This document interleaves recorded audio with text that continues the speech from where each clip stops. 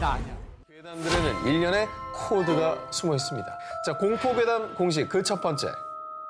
두 기자님들 혹시 손등박수 아십니까? 이렇게? 이 손등박수의 숨은 의미 바로 나 안 됐어 아까 사실은. 세계가 공포했던 뭐뭐뭐비. 중국 텐진에 있는 휘발유 저장 창고에서 대형 폭발 사고가 발생했습니다. 2015년 8월 12일 중국 동북부에 위치한 텐진항. 순식간에 불기둥이 치솟더니 엄청난 굉음과 함께 폭발하고 맙니다.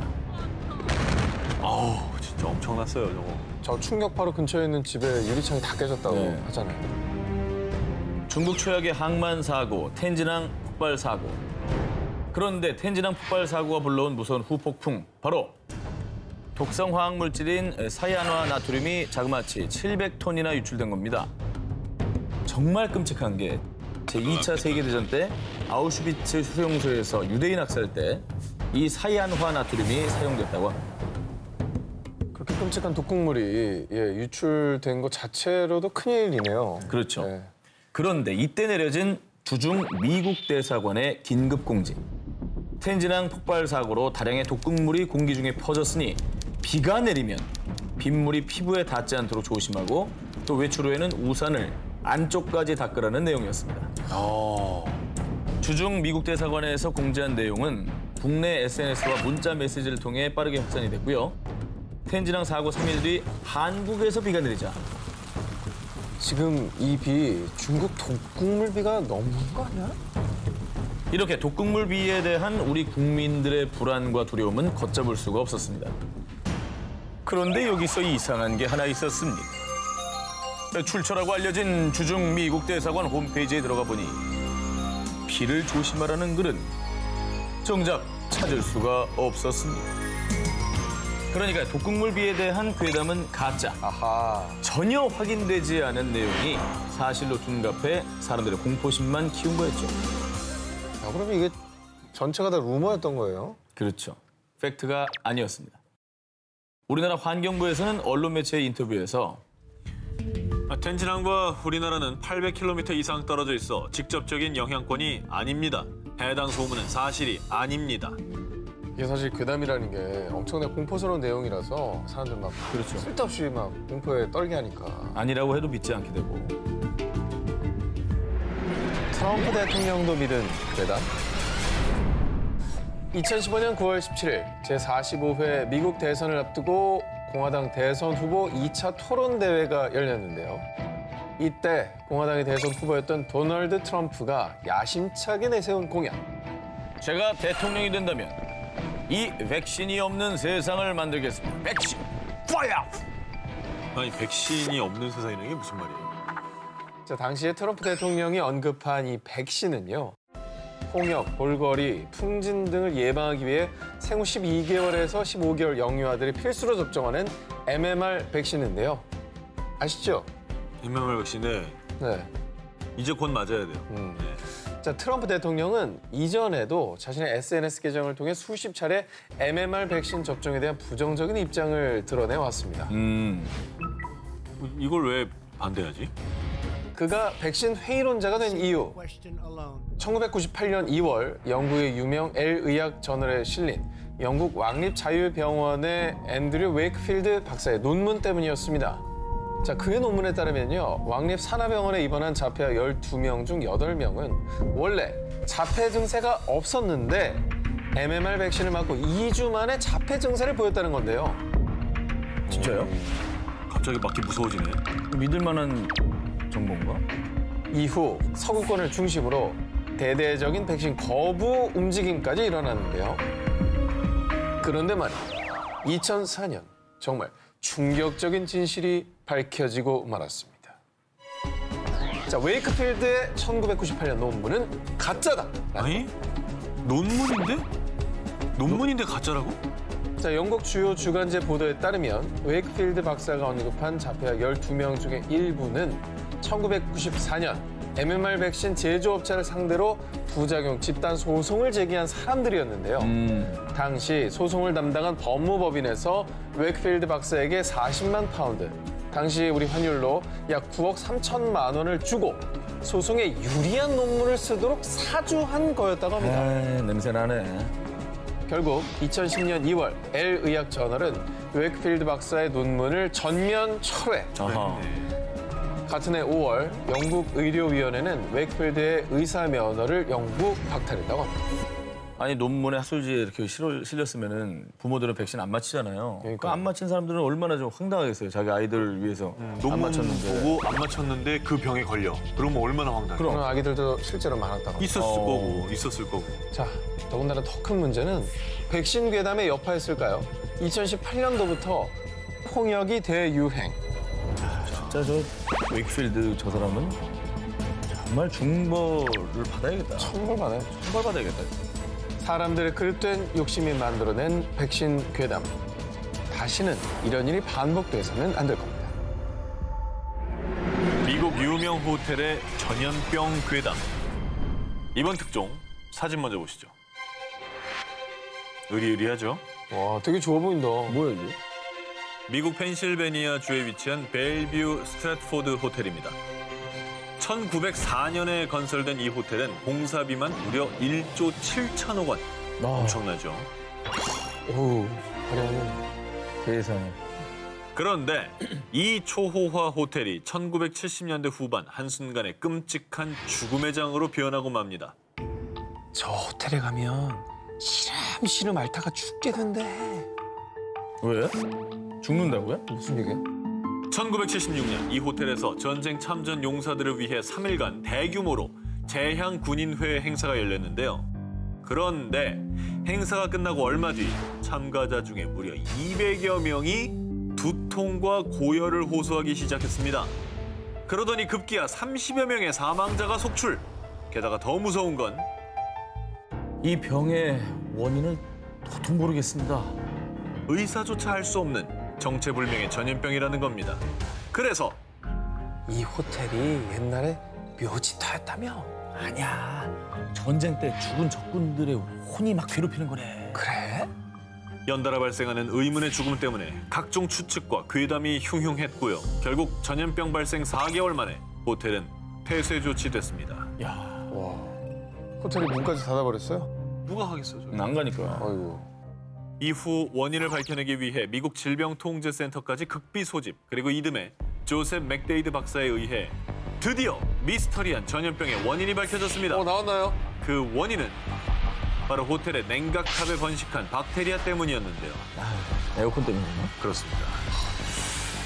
정말 생각지도 못했습니다. 그래서 이 박테리아는 첫 번째 희생자의 이름을 따서 레지오넬라균으로 명명.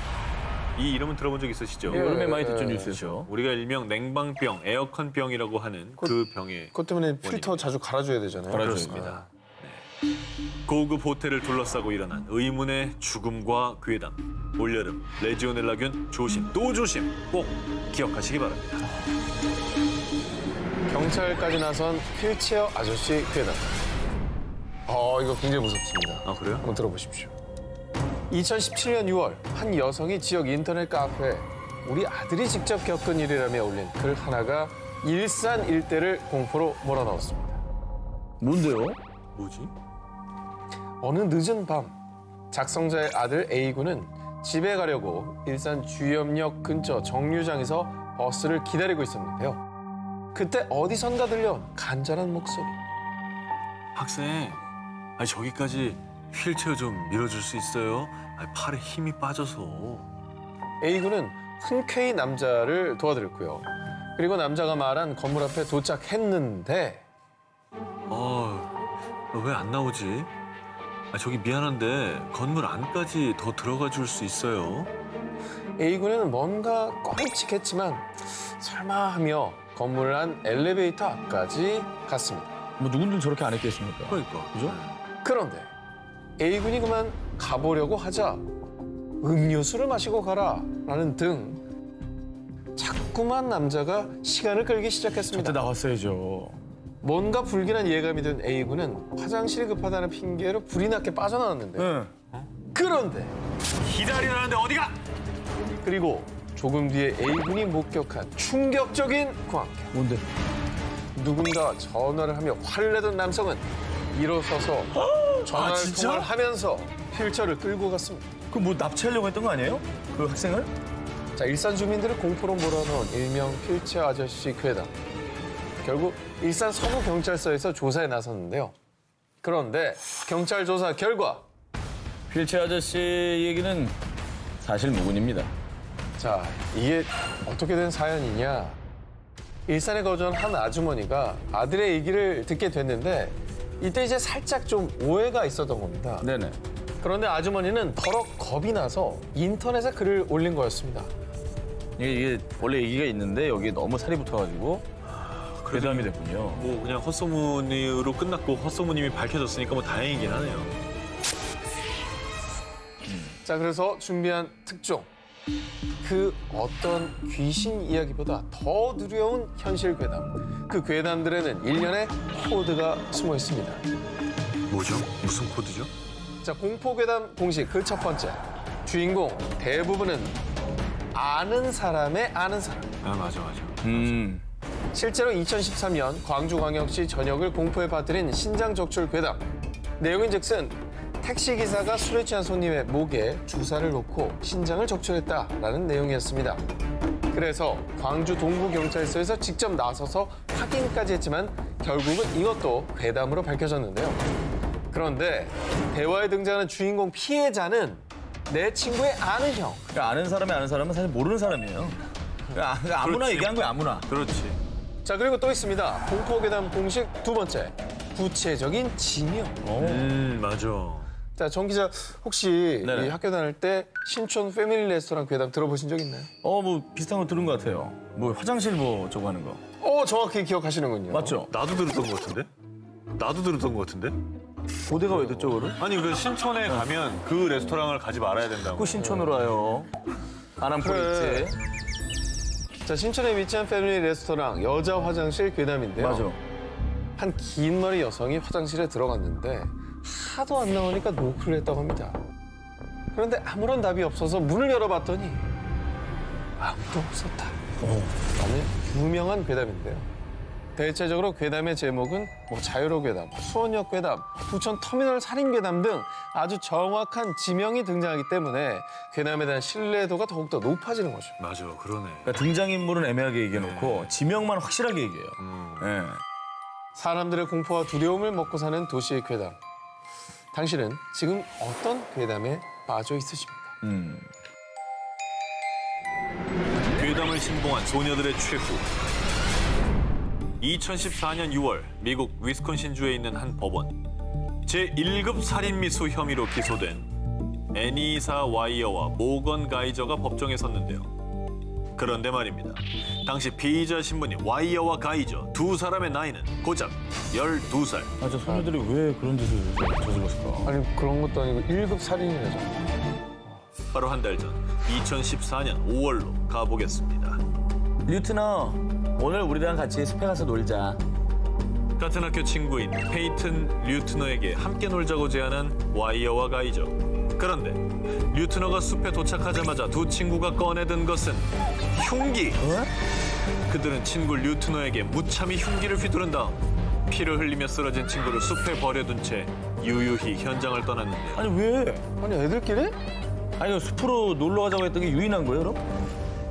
한편 흉기에 무려 19차례나 찔린 류트너는 안간힘을 다해 숲 밖으로 기어나왔고요. 다행히 인근 주민에게 발견돼 목숨을 건질 수 있었습니다. 아, 다행이다. 그리고 그 뒤 잔인무도한 수법으로 친구를 살해하려 한 와이어와 가이저는 곧바로 경찰에 체포됐는데요. 당연하지. 아, 미쳤나? 왜 저랬냐? 그런데 두 소녀가 털어놓은 충격적인 범행 동기. 우리는 슬렌더맨의 저택에서 살고 싶었을 뿐이에요.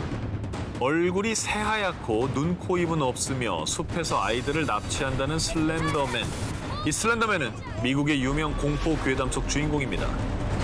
이 슬렌더맨은 2009년 미국의 한 사이트에 아이디 빅터 서지라는 사용자가 만들어 올린 가상의 캐릭터였습니다. 그런데 슬렌더맨 캐릭터를 본 누리꾼들이 재미삼아 슬렌더맨의 이미지와 납치 스토리를 꾸며냈고 이 괴담이 미 전역에 급속도로 퍼진 건데요. 그러나 인터넷에서 슬렌더맨 괴담을 본 뒤 그의 존재를 철석같이 믿게 된 두 친구 와이어와 가이저는요. 슬렌더맨의 부하가 되고 싶어. 재물을 바치면 우리 받아주지 않을까? 슬렌더맨 괴담에 빠져 친구를 죽이려 한 10대 소녀들. 결국 이들은 살인미수 혐의로 기소됐고요. 각각 정신병원 구금 25년, 40년형을 선고받은 것으로 전해졌습니다. 아무리 어려도 어쩜 저렇게 어리석을까. 괴담에 빠져 돌이킬 수 없는 죄를 저지른 소녀들. 꼭 뼈저린 반성을 하기 바랍니다.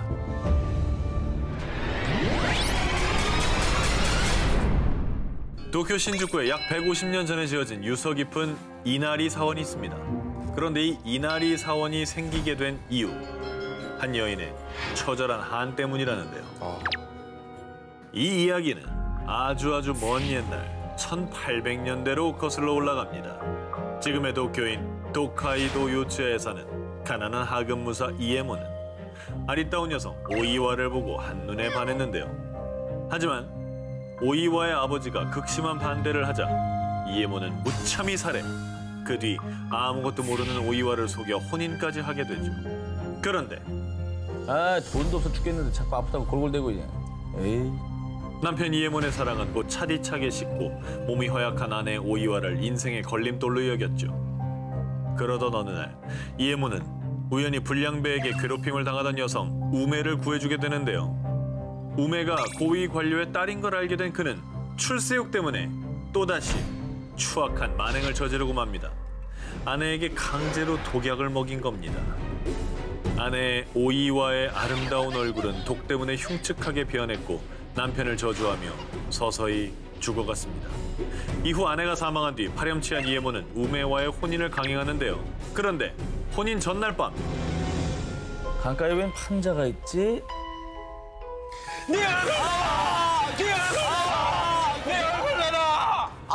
야, 털 뽑혔어. 공포 특집이잖아. 진짜 뽑혔어. 와, 피 안 나나? 한 3개를 팍 뽑았어. 악귀가 된 아내 오이와가 남편에게 달려든 겁니다. 놀란 이에모는 혼비백산의 집으로 도망쳤죠. 그런데 이번엔 쥐떼들이 달려들었습니다.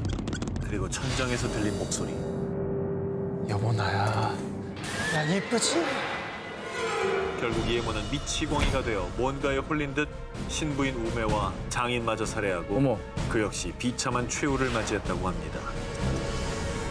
이 이야기는 사건이 일어난 곳 요츠야의 이름을 따서 요츠야 괴담이라고 불리게 됐고요. 이후 사람들은 악귀가 된 오이와의 원혼을 달래기 위해 이나리 사원을 지은 거라고 합니다.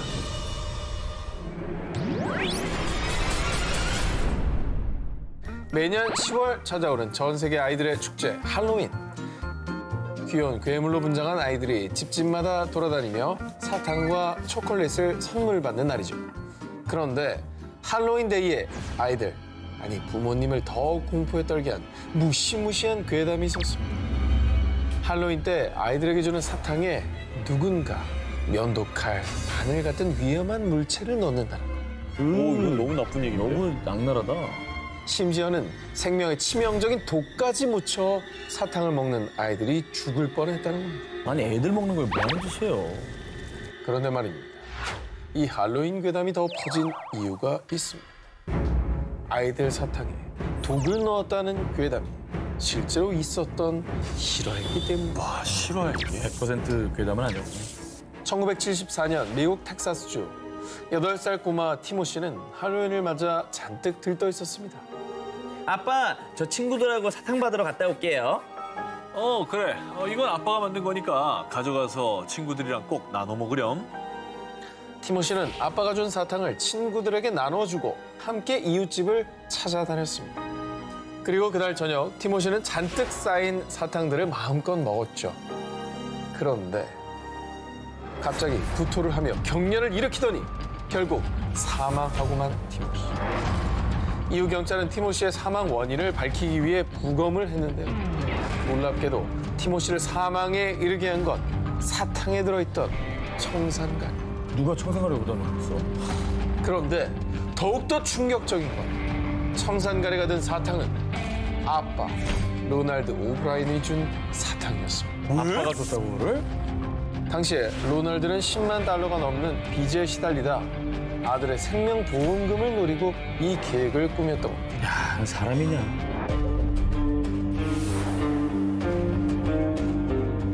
일본의 무인역, 키사라기역의 비밀. 2004년 일본의 한 인터넷 게시판에 퇴근길에 시즈오카현 하마마치역의 전철을 탔다는 그녀. 그런데 20분간 전철이 멈추지 않아요. 여기가 어딘지 모르겠어요. 아니 이게 무슨 말인가요? 역에서 문이 열리지 않았던 건가요? 이게 고장 난 건가요? 어딘지 모를 곳을 질주하는 전철. 게다가 주변 승객들은 모두 잠에 빠져 일어나지 않았다고 합니다. 와, 진짜? 흔들어도 기척도 없었다고 합니다. 그래서 무서운 마음에 실시간으로 자주 가던 인터넷 커뮤니티에 글을 올려 도움을 청한 것이었죠. 키사라기역이라는 곳에 도착했어요. 일단 내리려고요. 네? 시즈오카 노선엔 키사라기라는 역은 없는데요? 존재하지 않는 역. 수상한 점은 이뿐만이 아니었습니다. 그 역에는 아무도 없었고 휴대전화 GPS도 작동되지 않았습니다. 그런데 멀리서 들려온 방울소리와 북소리. 뭐야, 방울소리와 갑자기 또 왜 음산하게 왜 방울이랑 북이야? 겁에 질린 하스미는 급하게 역을 빠져나왔고 한참을 걷다 터널이 나왔을 때 한 차량이 지나갔다고 합니다. 운전자가 가는 곳까지 태워주겠다고 해서 우선 탔다고 합니다. 야, 이거 점점 무서워진다. 그런데 점점 깊숙한 산속으로 향하는 차. 그때 그녀가 올린 글. 이 남자분 자꾸 뭐라고 중얼거리는데 못 알아듣겠어요. 무서워요.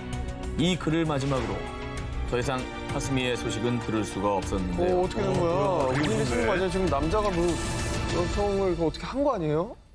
정말 무수한 생각들이 들죠. 그런데 더욱 놀라운 사실은 저도 키사라기역에 다녀왔어요. 에? 몇몇 누리꾼들도 키사라기역을 다녀온 적이 있다는 겁니다. 아니 없다며. 자, 이들의 말에 따르면 키사라기역에는 몇 가지 특징이 있었다고 합니다. 미친 듯이 잠이 쏟아지고요. 모두 방울이나 북소리를 들었다는 점입니다. 그리고 역 주변엔 터널이 있었다고 하는데요. 그래서 일본 누리꾼들은요. 방울과 북소리는 저승에서 데리러 오는 소리다. 터널을 건너면 다시는 이승으로 돌아올 수 없다 등 키사라기역이 저승으로 가는 역이라고 추측을 했습니다. 아니 그러면 갔다 왔다는 사람은 돌아온 거잖아요. 그 사람들은 대체 어떻게 된 거예요? 무사히 돌아온 사람들의 말에 따르면요. 절대 잠들지 말 것. 그리고 키사라기역에 내렸다면 터널을 지나가지 말 것. 마지막으로 누군가 말을 건다면 절대로 대답하지 말 것. 헐. 자신들은 이렇게 해서 돌아올 수 있었다고 합니다. 이승과 저승의 경계라는 키사라기역. 지금도 호기심이 많은 일본인들은 키사라기역을 찾고 있다고 합니다. 자, 이번엔 일본 아이들 사이에서 상당히 유명한 괴담을 준비했습니다. 추억의 동요와 신곡을 소개하는 일본의 방송 NHK의 프로그램 모두의 노래. 무려 59년째 방영 중인 인기 방송이라고 합니다. 특히 2007년에 소개된 사토루군이라는 노래가 어린이들 사이에서 큰 인기를 끌었는데요. 이거는 노래도 좀 음침한 데다가 네, 가사도 내용이 좀 밝진 않네요. 내용이. 이 노래는요. 어릴 때 친구인 사토루군에 대한 이야기를 담고 있는데 사토루군이 얼마나 이상한 아이였냐. 다음 가사에 그 이유가 나옵니다.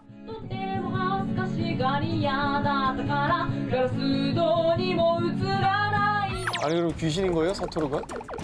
그런데 말이죠. 다음 가사에서는 이런 내용이 또 나옵니다.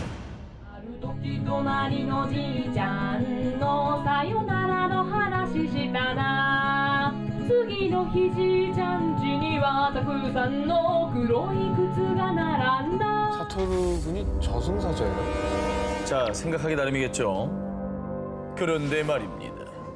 일본 아이돌 사이에서 죽음을 예고하는 이상한 아이, 이 사토루군을 직접 만날 수 있는 방법이 전해졌다고 하는데요. 그런 게 있어요? 우선 공중전화에서 10엔짜리 동전으로 자신의 휴대폰으로 전화를 신호음이 가는 동안 공중전화 수화기에 사토루군, 이리 와주세요라고 3번을 말한 뒤 전화를 끊으면 24시간 내로 전화가 온다고 합니다. 나 너희 동네로 가고 있어. 누구야? 설마 사토루군? 이제 너의 집 앞이야. 전화로 자신의 위치를 알려주는 사토루군. 그리고 마지막으로 온 전화.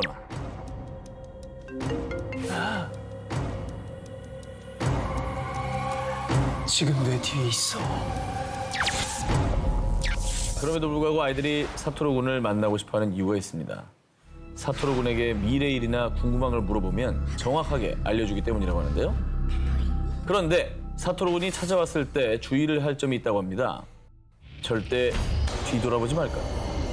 그리고 이미 아는 걸 물어보지 말까. 마지막으로 사토루 군에게 들은 건 무조건 비밀로 할 것. 아니 말하면 어떻게 되길래? 만약에 이 세 가지 중에 한 가지라도 지키지 않으면 화가 난 사토루 군이 저승으로 들어간다고 합니다.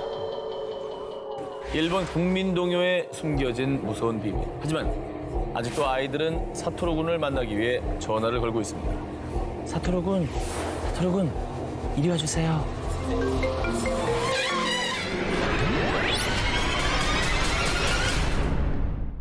2012년 6월 초록창 지식인에 올라온 글 하나. 여자친구 생주의라서 이사일을 준비 중인데요. 라조육 이사일을 해볼까 합니다. 뭐야 이게? 뭔 소리야? 생주의를 한다고? 생주의? 생일 파티를 뭐 준비하는 거야? 이사이는 뭐야? 자, 더 들어보시죠. 워낙에 라조육도 즐겨 듣는 친구고 제 차에서도 BGM으로 항상 틀어놓고 데이트를 하거든요. 라조육이 음악이에요? 라조육을 즐겨 들어? 라조육, 이사이, 생주의 등 다소 난해하고 낯선 단어를 사용한 글. 그런데 이 글에 답변들이 달렸는데요. 저는 라조육 우정국이라는 곳을 꾸준히 이용하고 있습니다. 라조육 기만 CMBD로서 더 빛을 발하는 것 같더라고요. 해보시면 아마 만족하실 겁니다. 이렇게 답변마저도 알 수 없는 단어들로 도배가 되어 있었는데요. 야 이게 뭔 소리야? 자, 이렇게 암호로 가득한 이 글들이 인터넷에 퍼지자 누리꾼들은 이 글을 분석하기 위해 눈에 불을 켰고요. 그때 나온 의미심장한 분석. 이거 인육 거래 접선 암호글 같은데요? 뭐라고? 말도 안 돼. 아니 이걸 어떻게 해석했는데 그런 결론이 나와요? 자, 우선 라조육은 고기 육자를 뜻하는 거고요. 여자친구 생주의란 단어를 거꾸로 보면 이주생 여자친구, 즉 이주가 된 여자아이로 해석. 이 추측에 따르면 이주된 여자아기를 준비 중이다. 즉 인육을 구하려고 한다라는 말이에요. 아니 그럼 BGM은 뭐야? 자, BGM을 거꾸로 하면 MGB, 옛 소련 경찰의 약자라고 하는데요. 즉, 경찰을 항상 조심하라는 뜻. 답변에서 말한 라조육, 기만, CMBD, 이 알 수 없는 알파벳은요, 가슴, 장기 등 신체 부위를 뜻하는 은어라는 거죠. 그래서 이 지식인글과 답변이 인육 매매 정황이라는 충격적인 주장이 마구 쏟아졌는데요. 이건 뭐 너무 무서운 말인데? 그러니까 추측이라 해도 너무 무서운 추측이네요. 인육 거래를 왜 합니까 갑자기? 그런데 일명 라조육 이사이 괴담이 더 이슈가 된 이유는 2012년 4월 대한민국을 충격에 빠뜨린 엽기적인 토막 살인 사건, 오원춘 사건 기억하시죠? 네, 기억나죠 오원춘? 인육 거래다라는 추측이 굉장히 많이 쏟아졌었잖아요. 시기적으로도. 네. 그 사건 바로 2달 뒤에 이런 의미심장한 글이 올라와 더 공포심이 조성될 수밖에 없었던 거. 무섭다 진짜. 이거 그냥 괴담이기만 했으면 좋겠네요. 죽은 사람의 영혼이 깃든 개. 1990년 일본 도쿄. 한 남자가 밤늦게 고속도로를 달리고 있었는데요. 그런데 차창 밖으로 뭔가가 보일 듯 말 듯 하는 게 자꾸만 신경이 쓰이는 겁니다. 그래서 남자가 창문을 열어 주변을 둘러보는데 어이 깜짝이야. 왜 그래? 개가 쫓아오고 있었습니다. 그냥 개가 아니고요.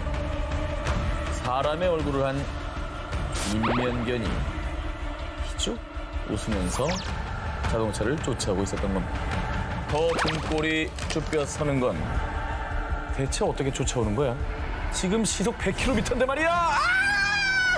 나 소름 돋아 지금. 너무 무서워. 평범한 개라면 시속 100km로 달리는 차를 절대 쫓아올 수가 없겠죠. 대체 그 개의 정체는 뭘까요? 소문을 넘어 목격자까지 속출을 하게 되자 인면견의 실체를 파헤치기 위해서 당시의 일본 모 방송에서도 목격자를 수문할 정도로 괴담은 급속도로 퍼져나갔습니다. 그런데 2010년 도쿄 카마타의 주택가에서 촬영된 CCTV 화면인데요. 어머.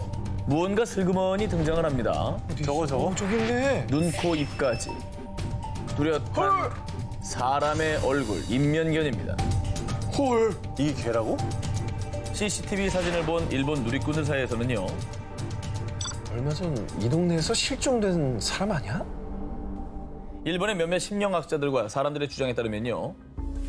인면견은 억울하게 죽은 사람의 영혼이 근처에 있던 개들에게 깃든 겁니다.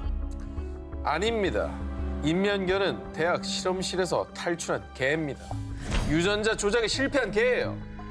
이렇게 인면견의 정체를 두고 여러 가지 추측들이 난무했는데요. 하지만 이 CCTV 속 인면견의 정체는 끝내 밝혀지지 않았습니다. 만약 여러분이 인면견을 만난다면 어떻게 하시겠습니까?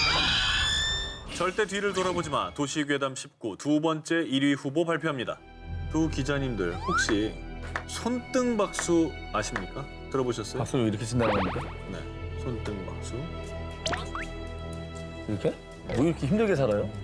둘 다 잘하네. 이게 안 돼야 뭐야? 사람이야? 잘하는데 왜 비웃어? 뭔데 이게? 잘못한 거야? 일본에서는 이 손등박수를 심상치 않게 생각한다고 합니다. 일본 여성 아이돌 그룹 노기자카 46의 멤버 호리 미오나는 겁쟁이한테 하면 안 되는 행동으로 손등박수를 꼽기도 했는데요.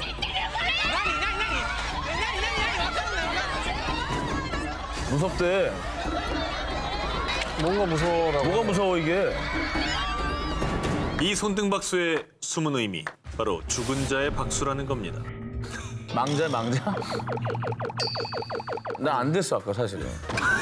아니 여기가 여기 안 소리야. 닿더라고. 아니 안 닿았어. 뭔 소리야? 쩍쩍 많이 나왔구만. 닿지가 않더라고. 이게 되지가 않아요. 이 손등박수가 일본에서 죽은 자의 박수로 불리는 이유, 죽은 사람은 산 사람과 반대로 행동하기 때문입니다. 그래서 이 박수를 죽은 자만이 알아본다는 거죠. 그리고 만약 누군가를 보고 이 손등박수를 치는 것은 빨리 저승으로 넘어가라, 이런 뜻으로 상대를 저주하는 행위라고 합니다. 왜 쳤어? 나 되지가 않더라니까 이게. 참 신기하네. 미쳐 왜 이렇게 안? 아유, 초딩들 진짜. 아 무서워. 일본의 심령 현상 전문 사이트와 손등박수를 조사한 일본의 모 미디어에 따르면 일본의 전설적인 아이돌 그룹 모닝구 무스메를 만든 프로듀서 층쿠를 예로 들고 있는데요. 과거 그가 보컬로 활동했던 록밴드 샤란큐로 방송에 출연했을 때 그들이 무대에 등장하자 방청석에 있던 정체불명의 여성이 갑자기 손등박수를 치는 모습이 포착됐습니다. 어머 뭐야 왜 저래? 또 저러고 있지. 손이 왜 이렇지? 그런데 이후에 건강하던 그가 갑작스럽게 후두암을 진단받았고요. 결국 성대 수술을 받고 노래뿐 아니라 프로듀서 활동까지 중단하게 됐다는데요. 일본 심령 관련 매체나 손등박수를 믿는 사람들은 이게 다 손등박수 때문이라고 얘기한다고 합니다.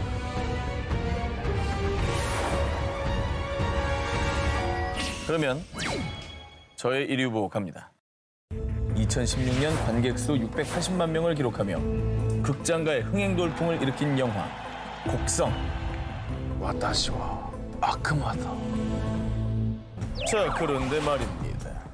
곡성 개봉 후에 영화 스태프가 밝힌 곡성보다 더 무서운 충격적인 얘기가 있었습니다. 때는 곡성 촬영이 한창이던 어느 날, 배우와 스태프들은 경기도 양수리에 위치한 세트장에 모였습니다. 평소와 다름없이 순조롭게 촬영을 하던 중 모니터를 하던 의상팀장이 이상하게도 계속 천장이 신경 쓰였다고 합니다. 천장? 어라? 왜 저기만 저렇게 자꾸 흔들거리지? 천장에 달아놓은 수십 개의 조명들 중 다른 조명은 멀쩡한데 유독 하나만 자꾸 흔들린 겁니다. 신경은 쓰였지만 그냥 무시하고 촬영을 다시 이어갔는데요. 요거 뭔가 대단한 징조예요. 그러게. 거기 뭐 있나? 이번엔 극 중에 효진 역의 아역 배우 김환희 양이 한밤중에 경기를 일으키는 장면을 찍고 있던 바로 그때. 뭐야? 저거 왜 또 흔들려? 뭐야 저거? 문제 그 조명이 또다시 흔들리기 시작한 겁니다. 배우와 스태프들은 알 수 없는 공포감에 휩싸였습니다. 계속되는 기이한 현상에 촬영 현장 사진을 찍던 기사님이 조심스럽게 조명 타워로 올라가 이 카메라잖아. 계속 찍는 거야. 근데 거기에 사람 형체가 나와. 의문의 남성이 찍혀있죠. 헐. 전선이 엉켜있는 조명 타워 한쪽 구석에 서서 카메라를 노려보는 듯하죠. 와, 저거 완전 심령사진. 진짜 무서운데 이거? 그냥 도망가고 싶었을 것 같아. 자, 다들 아시겠지만 촬영을 하던 경기도 양수리 세트장은 영화 관계자들 사이에서 귀신이 출몰하기로 유명한 곳입니다. 그럼. 배우 김남길 씨도 영화 모던보이 촬영 당시 뭔가 이상한 형체를 본 뒤 온몸에 닭살이 확 돋았다는 경험담을 얘기한 바 있습니다. 배우 송지효 씨 역시 여고괴담 촬영차 양수리 세트장 인근 숙소에서 머물던 중 밤새 벽 두드리는 의문의 소리 때문에 공포에 떨었다고 합니다. 그리고 배우 최지우 씨, 도깨비 공유 씨마저 양수리 세트장 괴담 때문에 세트장 근처 숙소에는 머물지 않았다고 합니다.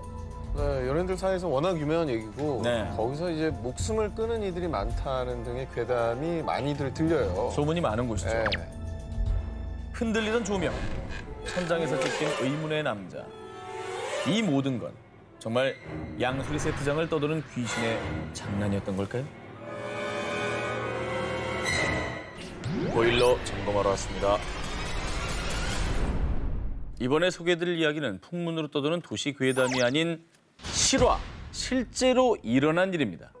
2014년 어느 오후 한 중년 부부의 아파트 초인종이 울렸습니다. 보일러 배수관이랑 화장실 쪽 배수관 점검 때문에 왔습니다. 부부는 아무 의심 없이 문을 열어줬습니다. 이건 정기적으로 이제 점검하러 오시는 분들 꽤 있잖아요. 네네. 그럼 당연히 뭐 믿고 문 열어드리고 점검 맡기는 그냥 누구나 하는 일 아닙니까? 그런데 얼마 뒤 부부가 사망하는 기묘한 일이 벌어지는데요. 알고 보니 집에 들어온 보일러 배관공이 갑자기 돌변. 집주인 부부를 잔혹하게 살해했던 겁니다. 이거는 뭐죠? 뭐지? 살인자의 정체는 사실 보일러 배관공으로 위장한 살해당한 부부의 딸인 A씨의 전 남자친구 B씨였습니다. 얼마 전 B씨가 A씨에게 폭력을 회두려자 A씨의 부모가 B씨의 부모에게 항의한 일이 있었는데요. 이에 B씨가 앙심을 품고 전 여자친구인 A씨 부모에게 복수한 겁니다. 본인이 잘못해놓고 그 부모를 살해를 한 거예요. 아 근데 보통 이게 무서운 게 보통 이거 점검하러 왔다 그러면 그냥 열어드리게 되잖아요. 그렇죠. 야 근데 그게 살인마로 돌변하다니까 너무 끔찍하네 진짜. 심지어 범행 후 B씨는 A씨 어머니인 척 A씨에게 연락해 집으로 유인했습니다. 어떡해. 자, 아무것도 모르고 귀가한 A씨는 피투성이가 된 부모님을 마주하고 잔혹한 살인마 B씨에게 감금당했는데요. 밤새 생명의 위협을 느낀 A씨는 다음 날 아파트 베란다에서 뛰어내려 탈출. 이후 경찰이 B씨의 자취방에서 만취한 B씨를 체포하며 악몽보다 끔찍했던 사건은 끝이 났습니다. 아버지에게 걸려온 의문의 전. 이번에 들려드릴 이야기는 일본의 한 커뮤니티에 올라와 누리꾼들의 간담을 서늘케 한다는 괴담입니다. 어느 늦은 저녁, 남성 야마다는 고향에 계신 아버지의 전화를 받았습니다. 네 아버지 무슨 일 있으세요? 내가 지금 몸이 안 좋아서 병원에 입원했는데 지금 와줄 수 있니? 아버지의 말에 깜짝 놀란 야마다는 급하게 고향으로 향했습니다. 뭐 당연히 내려가야죠. 걱정이 되니까요. 네. 야마다가 고향에 도착했을 땐 거의 자정에 가까운 시간이었는데요. 병원에 도착하기 전 잠깐 편의점에 들른 야마다. 그리고 그곳에서 우연히 편의점을 운영하고 있는 고등학교 동창 카와다를 만났습니다. 이야, 반갑다. 우리 5년 만에 보는 거지? 고향으로 돌아온 거야?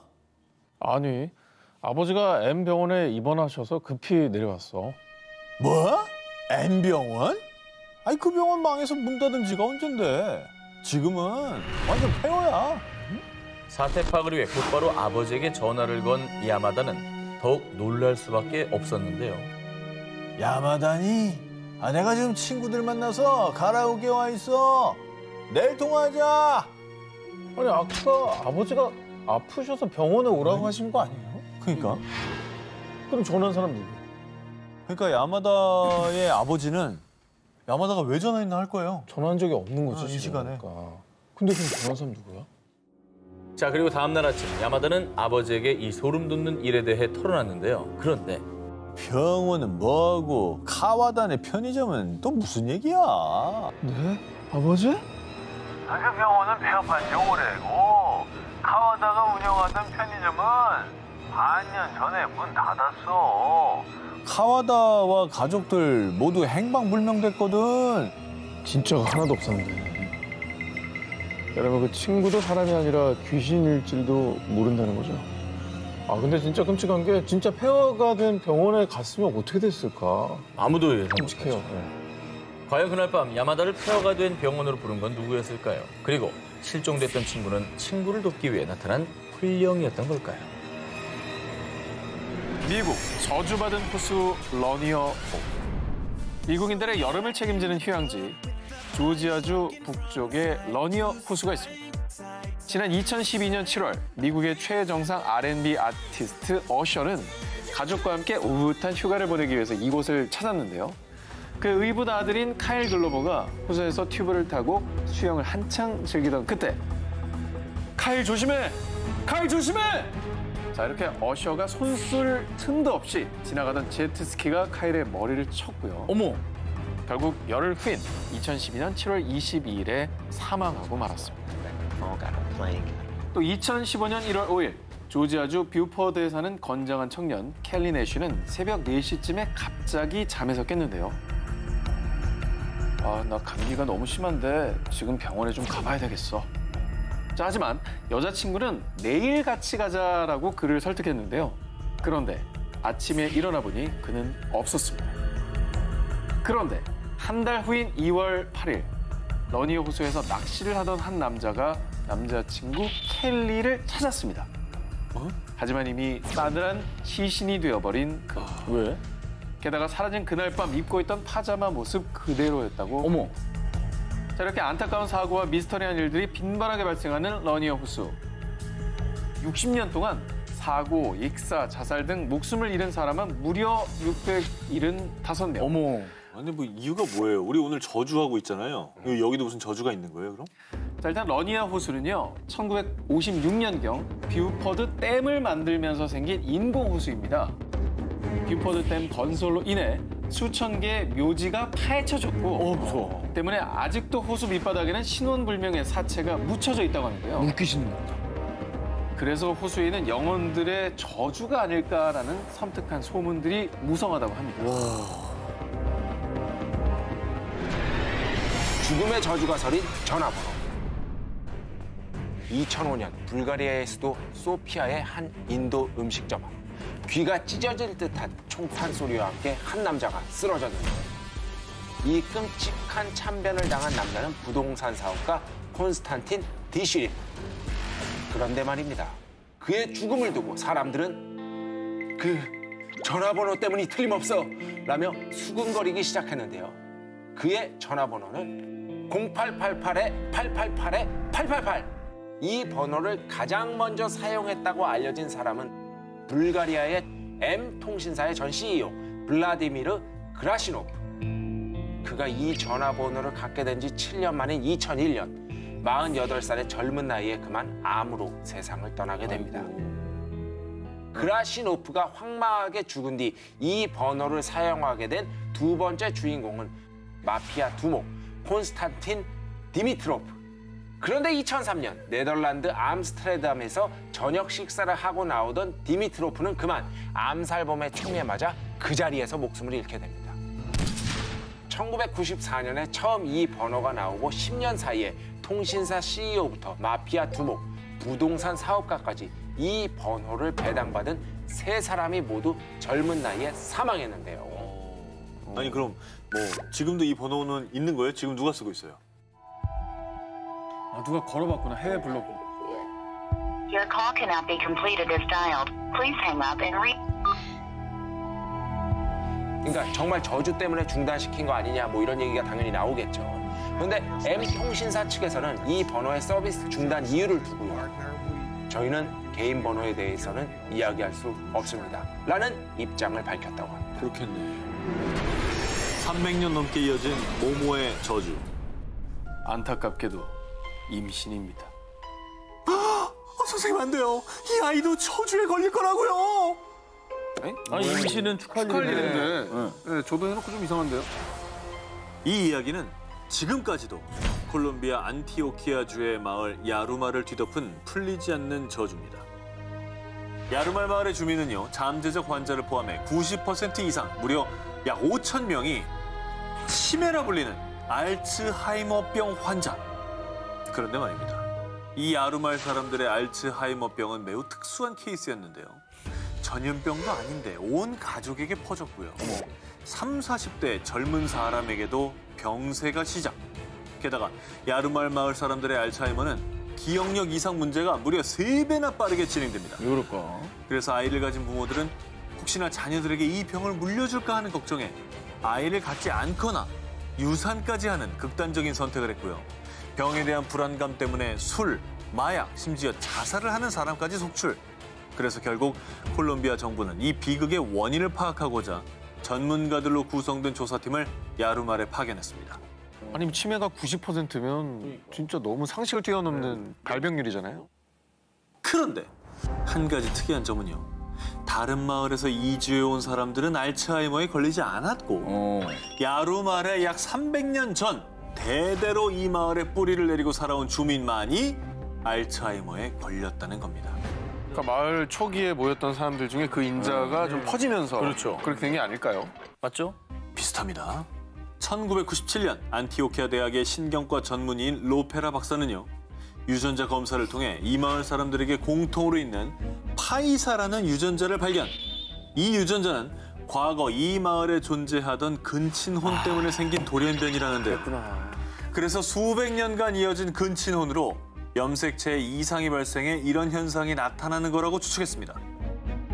한편 알츠하이머 저주를 두고요. 풍문에 의하면요.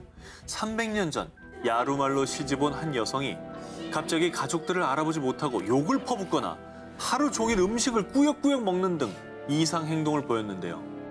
그녀가 실성했다고 생각한 주민들은 매몰차게 마을에서 그녀를 내쫓았고요. 결국 얼마 뒤 그녀는 죽은 채로 발견됐답니다. 그런데 그날 이후부터 그녀와 비슷한 증세를 보이는 사람들이 나타나게 됐다는데요. 그녀가 원한을 갖고 마을 사람들에게 저주를 내렸다라고 믿는다고 합니다. 지금까지도 무수한 추측과 가설뿐 아직도 정확한 원인이 밝혀지지 않은 상태인데요. 이 끔찍한 저주의 고리는 대체 언제쯤 끊을 수 있을까요? 지난 2014년 6월 싱가포르 북동부에 위치한 고우강. 이곳의 한 나무 밑에 낡은 인형이 버려져 있었습니다. 무섭게 생겼다. 아무도 섣불리 건들지 않는 이 인형은 일명 후광 인형이라 불리며 SNS에 퍼지기 시작했습니다. 그런데 사람들은 이내 공포와 두려움에 휩싸입니다. 그 이유는 이 인형은 혼령이 깃들어서요. 주인이 없을 때면 혼자 집안 곳곳을 돌아다닌답니다. 진짜? 심지어는 잘 다녀왔어? 이렇게 젊은 여성의 목소리까지 냈다고 합니다. 나 지금 소름 돋았어. 실제 영화 에나벨이랑 비슷한 실사판이네요. 실사죠. 근데 왜 이게 하필이면 저 나무 밑에서 저렇게 딱 발견된 거죠? 이 호우광 인형에 대한 이야기가 전국에 쫙 퍼지자 SNS 짹짹이에서 호우광 인형의 실제 주인이란 사람이 나타났습니다. 정말? 인형 주인은 이 인형을 갖고 있으면 늘 미스테리한 현상이 일어나자 인형을 버리려고 했는데요. 하지만 아무리 버리려고 해도 버려지지 않는 이 인형. 그런데 버릴 수 있는 방법을 찾아냅니다. 바로 눈. 이 눈을 가리면 인형이 집을 찾아오지 못한다는 거였죠. 그래서 안대를 씌웠구나. 그리고 안대의 아랍어로 알라의 이름으로 앞이 안 보이게라고 글귀를 쓴 뒤 인형의 저주를 봉쇄한 것입니다. 인형은 SNS에 알려지고 난 뒤 사라졌다고 합니다. 그런데 한 10대 소년이 인형의 안대를 벗기고 사진을 찍어갔다는 목격담이 들리고 있습니다. 혹시 집에 낯선 인형이 있지 않나요? 얼른 안들을 씌우십시오. 저주가 덮치기 전에 말이지. 콘크리트 더미에서 여성 변사체 발견. 시체 나온 응암동 건물. 젊은 세입자 잇따라 사망. 2002년 10월 서울 응암동. 보수공사가 한창이던 한 건물. 그런데 시체다. 한 40대로 보이는 여성의 변사체가 미라 상태로 콘크리트 더미에 매장되어 있었습니다. 또 뭐예요 이게? 어떤 사연이 있었을까요? 아유. 자, 그런데요, 이 변사체 발견 사건이 알려진 뒤 몇몇 사람들은 이렇게 말했습니다. 저 집 저럴 줄 알았어. 뭔가 있을 줄 알았다니까. 사건이 일어난 최근까지 이 건물에 살았던 한 세입자의 말에 따르면 자신이 지하 셋방에 들어왔을 당시 잠이 들 때면 어떤 여성이 나타나 이렇게 목을 졸랐고요. 또 방에 있는 거울을 볼 때마다 머리를 풀어친 여성의 모습이 보였다고 합니다. 어머. 그렇게 매일매일 공포에 휩싸여 불면증을 겪던 그는 무려 30여 킬로그램이 빠질 정도로 피폐해져갔고요. 무당을 불러서 굿까지 했다고 합니다. 그런데 정말 억울해. 이 건물에 있는 사람들 다 저주할 거야. 굿을 하던 무당은 한 여성의 혼에 쓰인 듯 저주 섞인 말을 마구 쏟아냈다고 합니다. 그런데 정말로요, 이 건물에 있던 사람들이 잇따라 중병에 걸리거나 자살, 또 의문의 죽음 등을 맞았다고 합니다. 범인이 잡혔나요? 자, 무엇보다 중요한 게 바로 그 대목이죠. 2002년 40대 여자 시체가 발견된 직후 경찰은 곧바로 수사에 들어갔고요. 다행히 범인인 지 씨를 체포했습니다. 숨진 여성은 그의 지인인 이모 씨로 밝혀졌는데요. 이 씨에게 1,200만 원을 빌렸는데 이 돈을 제때 갚지 못한 지 씨는 이 씨와 격한 말다툼을 벌였고요. 그러다가 우발적으로 순간 쇠파이프로 이 씨를 가격했습니다. 이 씨는 결국 그 자리에서 즉사하고 말았고요. 범행을 은폐하기 위해서 콘크리트를 부어서 이 씨의 시체를 지하실 계단에 매장을 했던 거죠. 아무래도 그러면 안 되죠. 건물에 나타났던 여인의 훈련, 그리고 사람들을 덮친 저주. 정말 차가운 지하실에 갇힌 오늘의 처절한 복수였을까요? 죽음을 부르는 저주의 멜로디 착신아리.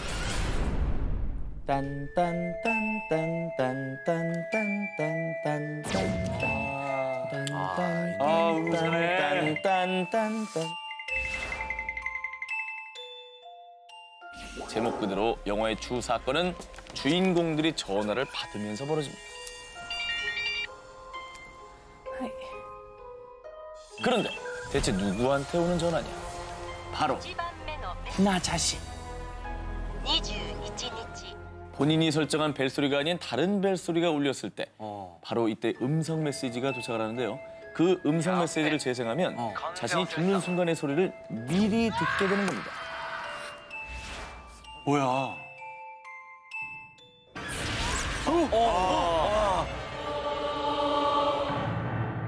무서워.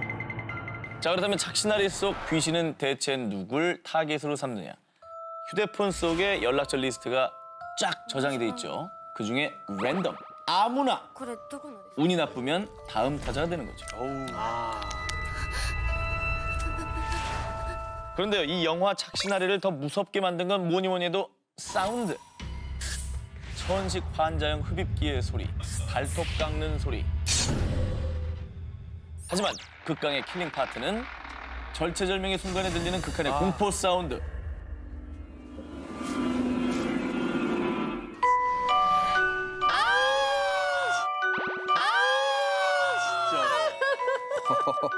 진동으로 해놓으랬잖아. 아 이게 되게 무서운 소리가 아닌데 그게 너무 막 그 상황이지. 오싹오싹하게 하는 게 있어요. 맞아. 진짜. 자꾸 쳐다보게 되네요, 진짜 그 뒤를. 이게 무슨 일이 막 일어날 것 같은 그 전조가 그렇죠, 느껴져요, 그렇죠. 이 음악을 들으면.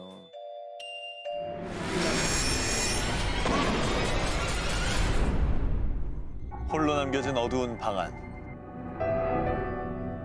그런데 갑자기 TV가 켜지며 그리고 화면 속 우물에서 한 여자가 등장하는데요.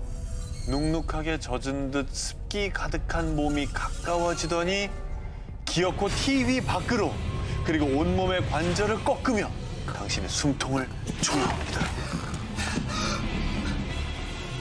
어우, 저 봐봐.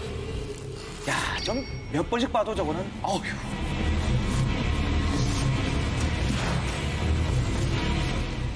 (1998년) 일본에서 개봉한 영화 링. 영화는 어느 날 비디오를 본 4명의 학생이 같은 날 의문의 죽임을 당하면서부터 시작됩니다. 주간지 기자 레이코는 이 사건을 취재하던 중 저주의 비디오를 보면 일주일 안에 죽는다는 사실을 알게 됩니다.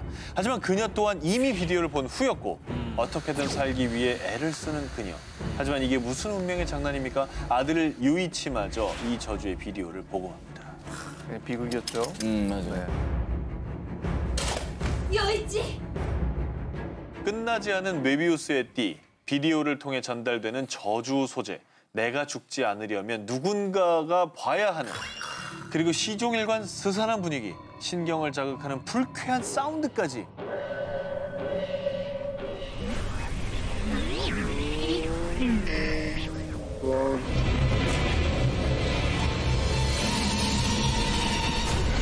그 어떤 귀신이나 살인마보다 영화 링 속의 사다코가 센 이유, 세상에서 가장 느린 귀신입니다. 맞아요. 가장 슬로울리한데 공포감 조성은 최고.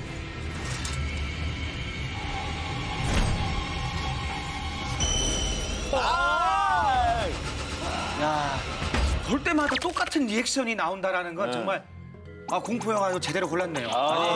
근데 영화 소개해 주시는 분이 너무 놀랐네요. 1999년에 우리나라에서도 배우 신은경, 정진영 씨 주연으로 리메이크 됐었습니다. 제목에 외자는 안 된다, 일본 영화 리메이크는 안 된다, 이 모든 금기를 다 깨고 전국 관객 수 60만 명을 동원해 흥행을 했습니다. 여기서 제일 궁금한 게 있습니다. 우리나라 링에 사다코는 누가 있을까요? 전도연 씨. 전도연 씨. 전도연 씨. 땡. 아닙니까? 염정아 씨죠. 염정아 씨. 염정아 씨. 땡. 아니에요? 배두나 씨. 배두나 정답입니다. 역시. 그렇죠. 사다코가 뭐 이제는 월드스타로 등극한 배두나 씨였군요.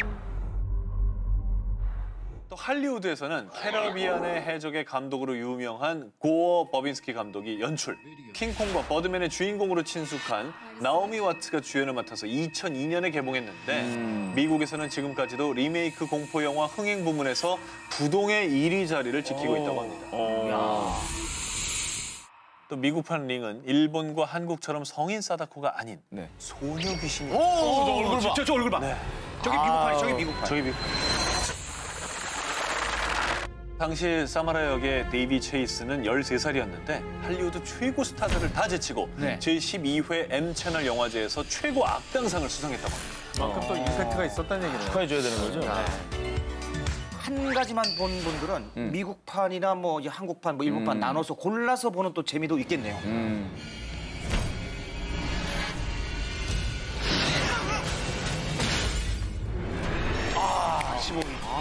주호. 제이호로의 진수죠. 영화 주온입니다. 야, 확대하니까 이게 보인다. 그러죠. 눈동자 안에 아이가 있어. 여기 밤잠 설치기 하는 한 여자가 있습니다. 그리고 자꾸 이불 속으로 들어오는 한 아이도 있고.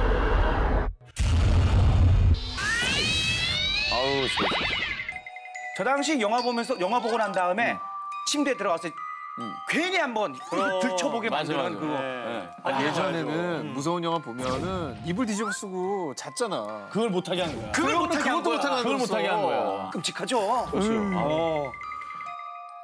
남편에게 억울하게 죽임을 당한 카야코는요.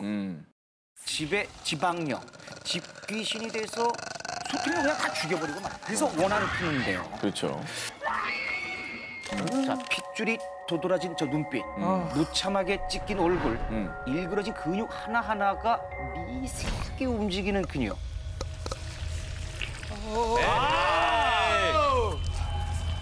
저 소리 너무 싫어. 잠깐만. 나 지금 뭐 움직이는 거야.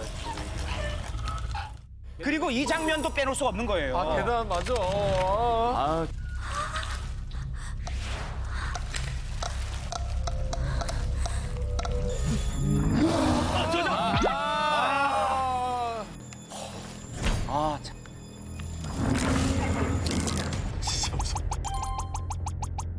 신계의 모전자전, 그 엄마의 그 아들이 보여주는 극강의 공포. 자, 오늘 토시온의 집에 당신을 초대합니다.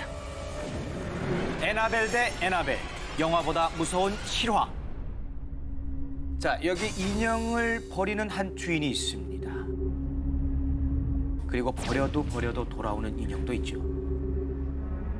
집 하나는 기가 막히게 잘 찾아오는 영화, 에나벨입니다.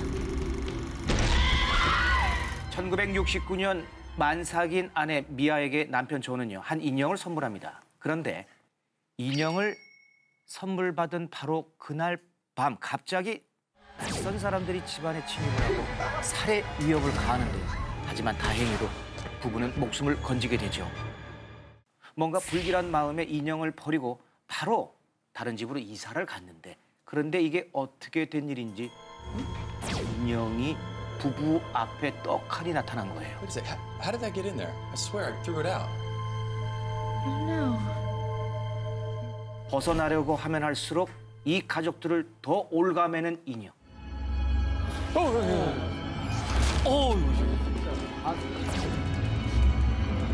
어떻게? 뭐야?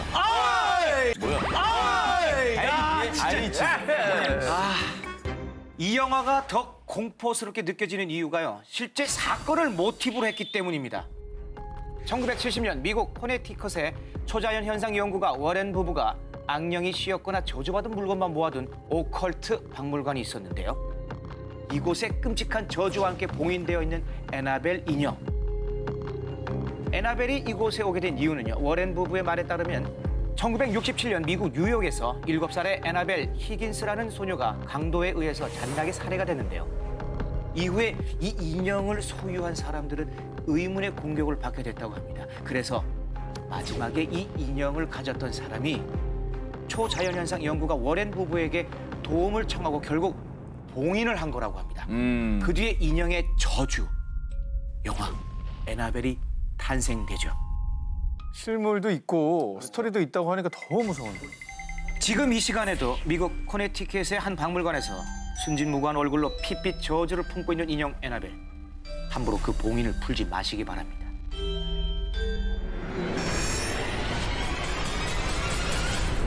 자, 이번에 소개할 영화 먼저 영상으로 만나보겠습니다. 파라노멀 액티비티의 시사회를 관람한 관객의 반응입니다. 이건 심리적인 공포 체험이에요. 잠잠한 바다에 갑작스레 찾아오는 파도와 같은 공포예요. 라는 후기가 줄을 이었습니다. 그런데 그 입소문보다 먼저 이 영화를 알아본 이가 있었으니 바로 흥행의 귀재 스티븐 스필버그 감독이었습니다. 이 영화를 집에서 관람하던 중에 이상한 기운을 뭐랄까 감지했어요. 실제로 스티븐 스필버그 감독은 영화를 보다가 기이한 일을 겪었는데요. 감독에게 받은 파라노멀 액티비티 DVD를 집 침실에서 보던 중 방문이 잠겼습니다. 아무리 해도 열리지 않자 급기야 열쇠 수리공을 부르는 일까지 있었습니다. 영화 속의 실제 초자연적인 현상을 직접 겪게 되자 이 영화 대박감이다 라고 생각을 했고 단숨에 판권 구매를 결정한 거였다고 합니다. 자, 그리고 스필버그의 예상은 딱 들어맞았습니다. 단돈 15,000달러, 약 1,600만 원의 초저예산 제작비를 들여 무려 2억 달. 와, 2,200억 원에 가까운 수익을 냈죠. 스필버그 감독, 아니 전 세계를 사로잡은 다큐멘터리 형식의 파라노멀 액티비티. 자, 연인 미카와 케이티는 동거 중인 커플인데요. 매일 밤마다 집에서 정체불명의 소리가 들려오고 침실 문이 저절로 닫히는 등 기이한 현상들을 겪습니다.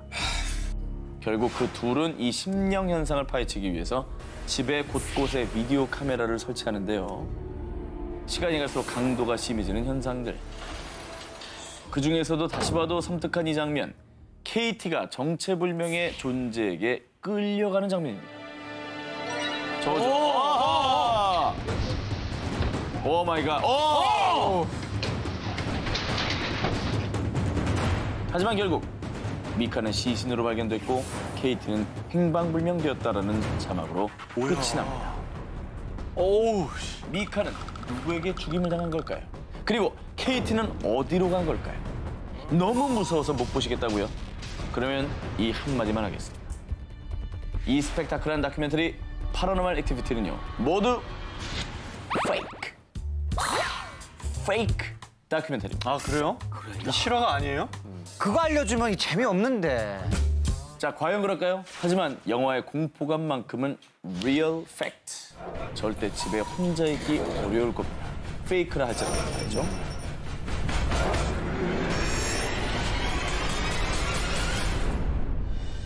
캄보디아 캄포트 지역. 한낮에도 앞을 볼 수 없는 안개로 뒤덮인. 거긴 귀신이 덮치는 저택이에요. 한번 들어가면 쉽게 나올 수 없을걸요? 안 가는 게 좋아요. 이렇게 공포산에 있는 한 대저택인 이곳은 바로 영화 R포인트의 촬영지입니다. 근데 저 영화는 정말 잘 만든 것 같아요. 네, 지금도 뭐 시간이 지났지만 영화 채널에서 방송도 많이 나가고 검색어에도 자주 오르는 영화입니다. 자, 1972년 베트남 전쟁 막바지 사단 본부 통신부대의 무전기로 6개월 전에 로미오 포인트에서 사망한 것으로 추정이 되는 18명의 수색 대원들로부터 계속해서 구조 요청이 들려오고 결국 또 다른 부대가 이 대원들의 흔적을 찾아 나서며 이야기는 시작되는데요. 자, 총탄이 오가는 전쟁터. 하지만 적보다 무서운 건 왜 대답 안 해요? 시끄럽잖아요. 자, 바로 내 옆에 있는 동료가 원혼, 즉 귀신일 수도 있다는 무시무시한 심리적 공포. 귀신이 올려 동료를 위험에 빠뜨리는 병사를 구하기 위해 주인공 최중희는 긴장을 늦추지 않습니다. 관등성명. 안 들려? 관등성명. 하하. 저때 긴장감. 야, 이 몰입되는 이 긴장감, 이 스피디한 거. 야, 잘 만들었네요. 케이브 말하면서 몇 끼야? 몇 끼야? 관등성명 돼! 아, 그들이 오고 있어요. 그들이 오고 있어요. 동네 바보구나. 내가 오해가 있었는데. 자, 아무튼 이 영화가 더욱더 공포스러운 이유. 바로 원혼들의 피로 가득한 R포인트 실제 촬영지에 또 스토리가 있기 때문입니다. 자, 영화의 배경은 베트남이었지만 실제 촬영지는 말씀하신 대로 캄보디아 보코 팔레스 카지노 호텔로 20세기 초 프랑스군의 휴양지였다고 합니다. 자, 그런데 안개가 자욱한 이곳에서 촬영 내내 기이한 현상들이 끊이지 않았는데 자, 배우들은 평소엔 괜찮다가 건물에만 들어가면 몸이 아파왔고요. 심지어는 봉수창 감독마저도 좀 전까지 뚜렷하게 보이던 저택이 안개 속에 단 몇 분 만에 사라졌어요. 귀신 들린 집이 분명해요라고 밝혔다고 합니다. 정말 뭐 미스터리 그 자체인 공간이었죠. 자, 그런데 말입니다. 1970년대엔 캄포트 주민들이 캄보디아 내전에 지고 있던 사람들에게 이유 없는 고문과 함께 총살을 당한 정말 끔찍한 역사와 한이 서린 곳이라고 합니다. 그래서 실제로 영화 촬영 소식을 들은 현지인들은 귀신의 저주를 우려하면서 촬영팀을 하지 말라고 말렸고요. 결국 촬영팀은 고사를 지낸 뒤에야 영화 촬영에 들어갔다고 합니다. 그런데도 저기서 찍은 거 보면 감독이 저 장소가 어지간히 마음에 들었나 보네요. 그렇죠. 손에 피를 묻힌 자는 돌아갈 수 없다. 그럼 적보다 더 무서운 극강 공포. 과연 그 끝은? 관등성명대라. 우리 집에 놀러 오세요. 장화 흥미. 두 자매 수미와 수연. 새엄마와 함께 살게 된 그날부터 시작되는 가족 괴담. 바로 2003년에 개봉한 장화 홍련입니다. 개봉 당시 무려 314만 명의 관객 수를 동원. 한국 공포영화 순위 중 1위를 차지하는 명작으로 꼽히고 있는데요. 그 이유, 최초의 한국형 하우스 호러로 또 하나의 배우로 불리는 저 집이 아주 예사롭지가 않습니다. 스산함을 풍기는 일본식 목재 가옥에서는 뭐야? 자, 이렇게 햇빛 찬란한 아침에도 피 흘리는 원귀가 나오고요.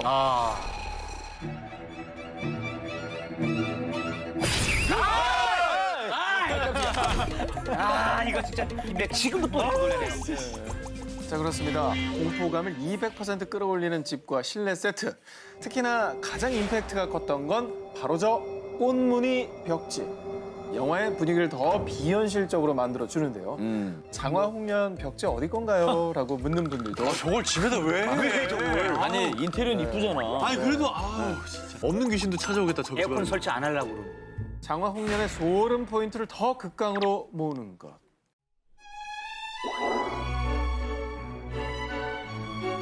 영화 음악의 대가라 불리는 이병우 음악 감독은요. 서정적인 공포를 만들게 했다라는 생각으로 OST, 지금 이 곡 돌이킬 수 없는 걸음을 작곡했는데요. 자, 기존에 대놓고 공포다라는 음악이 아닌 아름답고도 서늘한 공포를 유발하는 기발한 작곡이었던 것 같습니다. 근데 저 영화에 들어가서 너무너무 무서운 배경이 된 거지. 그 반어법적인 표현을 한 거죠. 네. 지금까지도 한국 공포 영화계의 명품으로 불리는 장화 홍련. 자, 과연 귀신의 정체 누굴까요? 오늘 밤 장화 홍련이네 집에 놀러 가보시기 바랍니다. 에이, 하나도 안 무섭네요. 오늘 엄마랑 자야지. 남자 셋이요. 손잡고 갔어요. 2013년 미 역대 공포영화 개봉 성적 1위. 17일 만에 흥행 1억 불 돌파. 그야말로 공포영화계의 새 역사를 쓴 컨저링. 컨저링 1편에서 다룬 실화, 바로 해리스빌 사건입니다. 1971년 미국 로드아일랜드주 해리스빌 마을에 낡은 2층 주택으로 이사온 페론 가족. 그런데 그때부터 기이한 일들이 벌어지기 시작을 합니다. 집에서 원인 모를 악취가 진동하더니 누군가 가족들이 잠자는 동안 발을 잡아당기고요. 거기에 누군가가 문을 두드리거나 일명 폴터가이스트 현상이 발생한 것이죠. 그리고 컨저링에서 관객들이 가장 데시벨을 높였던 장면.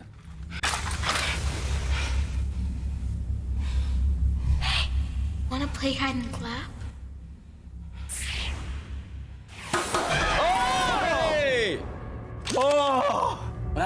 참. 컨저링 2도 역시나 큰 화제를 몰고 왔는데요.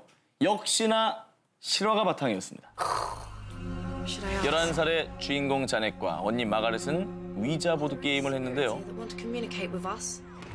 그 이후에 방 안의 침대, 서랍장이 자기 멋대로 움직이고, 그리고 악령을 불러낸 자넷은 천장에 몸이 붙기까지 합니다. 그리고 실제 남아있는 증거 영상, 자넷의 몸에 깃든 전 집주인인 할아버지 귀신 빌 월킨스. No, no. Who's there? Doctor. 목소리가 막 이랬다 저랬다 하네요. 네. 자, 이 모든 사건의 중심, 악령 퇴치자들, 바로 초자연 현상 연구가 워렌 부부죠. 워렌 부부는 사람과 사물에 깃든 악령을 퇴치하는 일을 하며 초자연 현상 연구가로 인정을 받았는데요. 워렌 부부가 조사한 케이스만 무려 만여 건. 그리고 만여 건의 사건 중에서 가장 강력하고 미스터리한 사건만 골라 만든 게 컨저링입니다. 실화라 더 무서운 극강의 공포, 혹시 아직도 못 보셨습니까? 이 경고만 드리겠습니다. 절대 혼자 보지 마십시오. 사람을 조종하는 모모. 2015년 9월 한낮의 파리. 관광객으로 보이는 한 노인이 길을 가던 두 여성에게 다가갔습니다. 아이고, 힘들어라. 아이, 저기 길 좀 물읍시다. 노인의 물음에 친절하게 대답해준 여성들. 그리고 얼마 뒤. 지갑 갖고 있지? 당장 내놔! 뭐야? 할머니가 강도였어요? 같은 할머니가? 길 물어보더니 강도예요? 자, 그런데 정말 이상한 건요. 피해자들의 반응이었습니다. 지갑이요? 여기 있어요. 현금이 얼마 없잖아. 계좌 비밀번호 뭐야? 비밀번호 1, 2, 3, 4. 여성들은 이 노인과 일면식이 없는 사이인데도 불구하고 노인의 요구대로 순순히 금품을 주고 계좌 비밀번호를 알려주었습니다. 뭐야? 할머니가 혹시 뭐 주술 같은 거 걸었어요? 노인은 지도를 가리키며 길을 묻는 척하면서 여성들이 지도를 보려고 집중하는 그때 여성들의 얼굴에 마약 가루를 불어버린 겁니다. 와, 여기다가 가루를 놨다가? 악랄하다, 악랄해. 이거 영화로 만들면 대박이다. 와. 여성들이 흡입한 건 스코폴라민이라 불리는 마약, 일명 악마의 숨결. 이 스코필라민은 소량만 흡입해도 강력한 환각작용을 유발, 무능력, 무의식, 무저항 상태가 되는데요. 그래서 피해 여성들은 마치 좀비처럼 본인의 의지대로 행동하지 못하고요. 노예라도 된 듯 노인의 요구사항을 그대로 따랐던 겁니다. 자, 그리고 설사 약 기운이 떨어진다고 해도 자신이 무슨 행동을 했는지 아무런 기억도 하지 못한다고 합니다. 완전 범죄에 특화되어 있는 마약이네. 근데 대낮에 파리 번화가에서 일어난 일이래잖아요. 어디 음침한 데도 아니고. 그렇습니다. 어디 무서워서 어디 가겠어요? 자, 노인을 포함한 3명의 일당은 이 같은 수법으로 최소 20차례 강도짓을 감행. 자, 또 다른 피해자 중 한 명은 무려 11만 2,500달러, 한화 약 1억 5천만 원을 갈취당하기도 했습니다. 이뿐만 아니라 이 마약, 이 스코필라민의 원산지인 콜롬비아에서는 성폭행, 강제 장기 적출 등 매년 최대 5만 건의 스코필라민 관련 범죄가 발생한다고 합니다. 순식간에 사람을 좀비, 노예로 만드는 무서운 마약, 악마의 숨결. 공포 그 자체인 이 마약은 영화 속에서나 일어나는 허구가 아닌 무섭고 끔찍한 현실이었습니다. 그녀를 괴롭힌 모모. 2020년 중국 난닝시. 중년 여성 리아오는 언젠가부터 이상하게 몸이 피곤하고 이유 없이 그게 저 연기하고 있는 거예요. 리아오 역할. 리아오 역할 하는 거예요. 아니 리액션 하라며요. 연기로 도와주고 있잖아요 지금. 진짜 이렇게 맨손으로 하실 줄 여기 지금 저 리아오라고 적혀서 나가지 않습니까? 이렇게 제대로 다시 말씀까지 제대로 하품을 하실 줄 몰랐어요. 다시 한번 해주세요. 중년 여성 리아오는 이렇게 언젠가부터 이상하게 몸이 피곤하고 이유 없이 아프기 시작했는데요. 그런데 이상했던 건 리아오만이 아니었습니다. 아들, 요즘 얼굴이 안 좋은데 무슨 일 있어? 기운도 없고 성적도 떨어지고 무슨 일이야? 리아오의 아이들마저 컨디션이 안 좋은 듯 평소 같지 않은 모습을 보였는데요. 주제가 주제니까 그냥 컨디션이 안 좋은 게 아닌 것 같은 느낌이 들어요.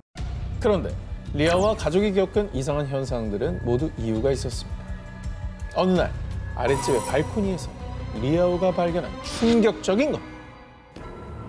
아우, 저 저주인형. 어머. 생긴 것도 흉측하지 않습니까? 저걸 왜 걸어놓은 거야? 누가? 아니 저런 걸 왜 집에도 걸어놔? 바로 아랫집이었어요. 아랫집? 아니 자기 아랫집 사람들이 자기 집에다 걸었다고요? 아랫집의 발코니에 주렁주렁 매달려 있는 기괴한 인형들. 목이 매달린 인형은 마치 피를 흘린 것 마냥 시뻘건 흔적이 난무했고 의도를 알 수 없는 십자가 문양까지 그려져 있었는데요.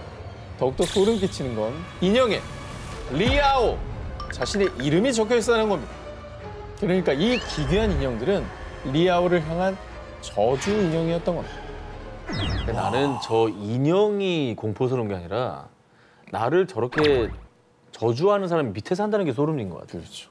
난 그게 너무 싫어. 이웃으로. 엘리베이터에서 마주치거나 뭐 뭔 짓을 내가 없을 때 뭔 짓을 해놓을지 모르잖아. 아니 도대체 뭐 얼마나 나쁜 마음이 들었길래 저런 걸 해요? 사실 리아와 그녀의 가족은 층간소음 등의 문제로 아랫집과 오랫동안 갈등을 겪어왔다는데요. 리아오는 아랫집이 층간소음에 대한 복수로 자신과 가족들을 저주한 거라고 확신, 공안에 신고했습니다. 하지만 집주인은 공안의 설득에도 저 인형은 윗집이랑은 상관없는 거라니까요. 리아오의 이름이 저렇게 떡하니 적혀 있음에도 윗집과는 관계가 없다며 발뺌. 한참이나 인형을 철거하지 않았고요. 결국 리아와 가족들은 저주를 피해 도망치듯 이사를 갈 수밖에 없었습니다. 그런데 정말로 저주가 실현되기라도 한 것처럼 몸과 마음이 괴로웠다는 리아와 가족들. 잠 못 이루던 그 밤들 사이에 저주 인형들은 눈을 번뜩이고 있었습니다. 호텔 계단에 포착된 모모. 지금 들려드릴 이야기는 2016년 미국 콜로라도주의 한 호텔에 묵던 헨리 야우가 겪은 실화입니다. 콜로라도 여행을 위해 호텔을 찾은 헨리. 웅장한 호텔 인테리어에 반해 호텔 로비를 카메라에 담았는데요. 그리고 그날 밤 컨디션이 좋지 않아 잠을 설친 헨리. 다음 날 겨우 눈을 뜬 헨리는 호텔을 나서기 전 카메라를 확인했는데요. 그런데 이 뭐야? 분명히 어제 찍을 때는 아무도 없었는데. 어제 헨리가 로비 사진을 찍을 때만 해도 분명히 아무도 없었는데 다음 날 다시 사진을 보니 계단 쪽에 정체불명의 검은 형체가 서 있었던 겁니다. 오, 진짜 사람이네. 사람이야? 좀 팔다리 다 있잖아요. 뭔가 뒤집어 쓰고 있는 것 같은데? 심지어 그 형체는 무려 1800년대 것으로 추정되는 아주 오래된 옷을 입고 있었는데요. 이야, 저 정도 물체가 안 보이나? 유령이에요? 그러니까 심령 사진이에요? 머리가 또 없지 않아? 이쪽은 약간 희미해. 사실 이 호텔은 공포 영화 샤이닝의 모티브가 된 호텔. 실제로 영화의 원작자인 스티븐 킹이 이곳에 묵던 중 악령이 등장하는 호텔이란 소재를 떠올린 곳, 스탠비 호텔이었습니다. 어머나. 스티븐 킹 원작인 작품들 보면은 저건 사람의 머리로 나올 수 있는 플롯이 아닌데라고 느낄 때가 있거든요. 근데 저런 어떤 경험을 하면 나도 모르게 이렇게 써질 수가 있잖아, 사실. 아니면 뭐 조작, 합성. 조작. 물론 일각에서는 조작 의혹을 제기하기도 했습니다. 하지만 초자연 현상 조사 전문가인 케빈 샘프론이 사진을 분석한 결과 이 사진 속의 정체는 진짜 유령일 수 있습니다. 헨리의 사진은 조작된 것이 아니라고 주장했는데요. 그리고 무엇보다 이 호텔에서 유령을 목격했다는 사람은 한둘이 아니었습니다. 밤에 아이들이 웃는 기괴한 소리가 들렸어요. 갑자기 옷장문이 저절로 열렸다니까요. 너무 무서웠어요. 특히 유령이 자주 목격되는 곳은 418호. 그리고 1층 로비에서는 호텔을 처음 지은 프리런 스탠리의 유령이 목격된다는데요. 심지어 배우 짐 캐리 역시 이 호텔에서 머물던 중 갑자기 스산한 기운을 느끼고 결국 방을 바꿔달라고 요청했다고 합니다. 진짜 뭐 이 정도면 호텔에 뭔가 있는 거 아닙니까? 왜냐면 한두 명이 봤으면 그냥 몸이 안 좋았겠거니, 헛거 받겠거니 하겠는데 너무 목격자가 많으니까 유령 호텔이 맞는 것 같은데요? 끔찍한 공포 영화의 배경이자 실제로 유령이 출몰하는 호텔. 그 호텔에서 공포는 영화가 아닌 현실이었습니다.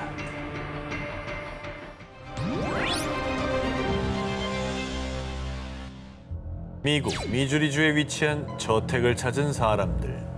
마치 시간이 과거에 멈춘 듯 기묘한 분위기에 조심스럽게 발걸음을 옮겨보는데요.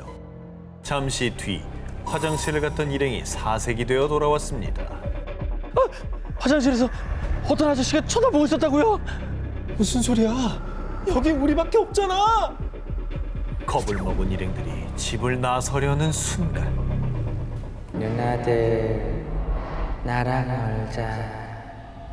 소름 끼치는 목소리의 주인은 맙소사 수많은 사람이 목격했던 소문 속 다락방의 원숭이 소년 유령. 근데 뭐 화장실에서 누가 봤다면서요. 유령이 또 유령 본 거 아닙니까? 우리밖에 없다고 했는데 그 사람도 유령인 거 아니에요? 이들이 찾은 집은 일명 램프 맨션. 이곳의 또 다른 이름은 미 유명 언론 CNB에서 선정한 세계에서 가장 으스스한 건물 10곳 중 한 곳이기도 한데요. 1862년 독일 이민자 출신 윌리엄 램프는 아버지의 양조장을 물려받았는데요. 램프가의 라거 맥주는 당시 미국 맥주 시장을 평정. 1876년 윌리엄은 사업을 확장하고 지하에 양조장 터널을 연결한 대저택 램프 맨션을 지었습니다. 그런데 찬란한 영광은 잠시 맥주 명가였던 램프 가문에 비극이 드리웠습니다. 1901년 가업을 물려받을 아들 프레데릭이 심장병으로 28세에 사망. 아들의 갑작스런 죽음에 크게 상심한 윌리엄은 두문불출하더니 1904년 급기야 자택에서 스스로 목숨을 끊었는데 이후 장남 빌 리가 사업을 물려받았지만 온갖 추문과 이혼에 이어 1919년엔 금주령 때문에 번창했던 사업도 쇠퇴하기 시작. 결국 1922년 문을 닫게 됐고요. 그해 아버지와 똑같은 방식으로 램프 맨션에서 스스로 목숨을 끊고 말았습니다. 그리고 1949년엔 윌리엄의 셋째 아들 찰스가 내가 죽은 채로 발견되면 나 외에는 누구도 탓하지 마시오 라는 유서를 남긴 채 램프 맨션에서 또다시 자살. 램프 맨션에서만 램프 일가 4명이 세상을 떠났는데요.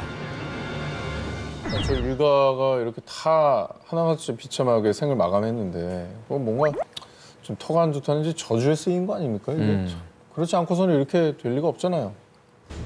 그런데 전해지는 소문에 의하면 윌리엄의 장남 빌리한테 장애를 가진 숨겨진 사생아가 존재. 평생 죽을 때까지 다락방에 가뒀었는데 이 사생아의 별명이 바로 원숭이 소년이라고 합니다. 아유, 그러면 또 이게 무서운 게 아니라 안타까운 사연이네. 그러면 앞에 사람들이 겪은 일은 저 일가의 유령이 저 집에 나타난 거예요? 지금도 램프 맨션에선 과거 사무실터였던 여자 화장실에서 빌리 램프의 유령이 목격되거나 분명 잠겼던 문이 저절로 여닫히는 폴터가이스트 현상, 주차장에서 말 울음소리가 들리는 등 영화 같은 일들이 벌어지고 있는데요. 혹시 램프 일가의 유령들이 아직도 집을 떠나지 못하고 있는 건 아닐까요? 의문의 대학생 실종 사건. 2013년 미국 캘리포니아. 예술대학에 재학 중이던 브라이스 라스피사. 그는 평소 쾌활하고 성실한 성격에 재능까지 인정받는 모범적인 학생이었습니다. 그런데 어느 날부터 브라이스는 공부에도 손을 떼고 밤낮이 바뀐 채 생활하며 매 순간 딴 생각을 하는 듯 불안 증세를 보이기 시작했는데요. 뭐 안 좋은 일이 있었던 건가요? 그러던 어느 날 야밤에 갑작스럽게 차를 몰고 4시간 30분 거리의 부모님 집으로 향한 브라이스. 그런데 어찌된 일인지 부모님 집에 도착할 시간이 한참 지나서도 브라이스의 모습은 보이지 않았고요. 연락조차 되지 않자 걱정된 부모님은 경찰에 실종 신고를 했는데요. 납치된 거 아니에요? 아니면은 뭐 워낙 또 먼 거리니까 가다가 조금 쉬면서 잠에 이제 들었는데 제 시간에 도착 안 하고 그냥 뭐 아침이 돼버렸다든지. 그러면 다행인데 사고 났을까 봐. 다행히 브라이스는 부모님 집과는 조금 떨어진 지역의 한 호텔 주차장에서 발견됐습니다. 그런데 정말 이상한 건요. 무려 18시간 동안 차 안에서 꼼짝도 안 하고 있었다는 겁니다. 당시 브라이스는 음주 측정 검사에서도 별다른 반응을 보이지 않았고 약물, 총기류도 소지하지 않은 멀쩡한 상태였다고 하는데요. 아니 뭐 누구 기다리고 약속이 돼 있는데 거기서 계속 그러면 있었던 건가? 주차장에서 18시간 동안 꼼짝도 안 하기 쉽지 않아요. 그런데 말입니다. 진짜 미스터리는 지금부터입니다. 호텔 주차장에서 출발, 부모님 집 근처까지 거의 다 왔다고 했던 브라이스는 또다시 행방불명.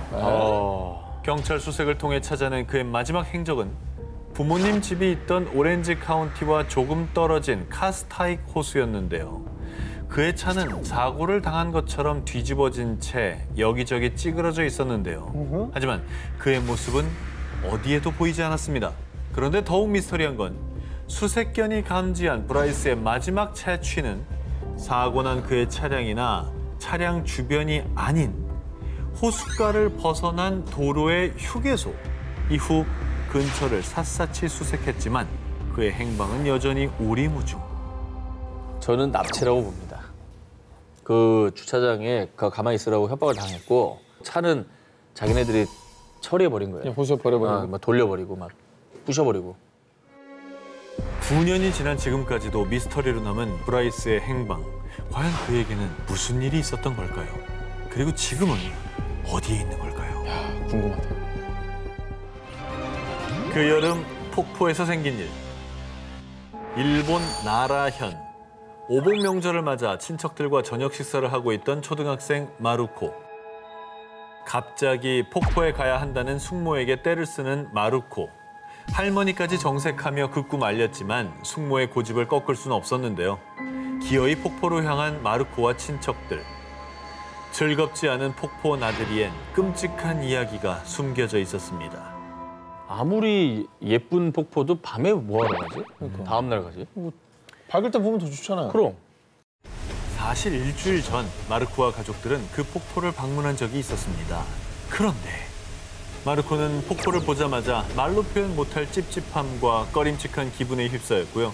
한시라도 빨리 폭포에서 벗어나고 싶은 마음뿐이었습니다. 그렇게 돌아가는 차 안, 마르코의 할머니가 조용히 귓속말로 속삭였는데요. 앞으로 저 폭포엔 훨씬 더 맑어라. 느낌이 좋지 않구나. 할머니가 좀 뭔가 안 좋은 낌새를 채신 건지. 그래서 이제 할머니가 말렸던 거군요. 그거 가지 말라고. 기운이 안 좋으니까. 왜 간 거야 또? 그러게. 그런데 폭포에 도착한 뒤 숙모는 무언가에 홀린 듯 마르코의 손을 잡아 끌고 폭포로 향해 걸어가기 시작. 숙모 뭐야? 겁에 질린 마르코가 소리치자 놀란 마르코의 어머니가 겨우 숙모에게서 딸을 떼어놓았는데요. 마치 다른 사람이 된 듯한 숙모는 마르코를 째려본 뒤 홀로 폭포로 빨리듯 걸어 들어갔습니다. 갑자기 바람이 강하게 불고 수면이 요동치기 시작했는데요. 순식간에 폭포에 몸이 잠기려던 찰나 숙모는 바위에 부딪혀 넘어지며 다행히 정신을 차렸는데요. 이상한 것은 그 바위엔 불경이 쓰여 있었습니다. 숙모가 넘어진 장소는 과거 한 불귀의 객이 스스로 목숨을 끊은 곳이라는 것.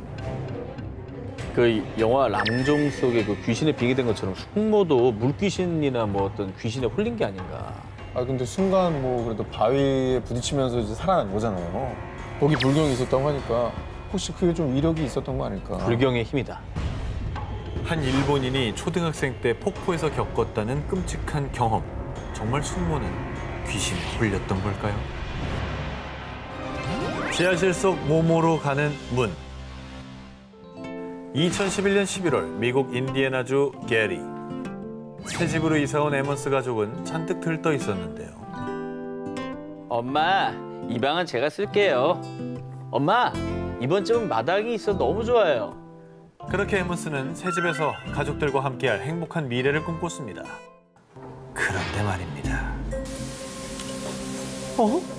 아무도 TV를 켠 적이 없는데 대체 어떻게 된 일이지?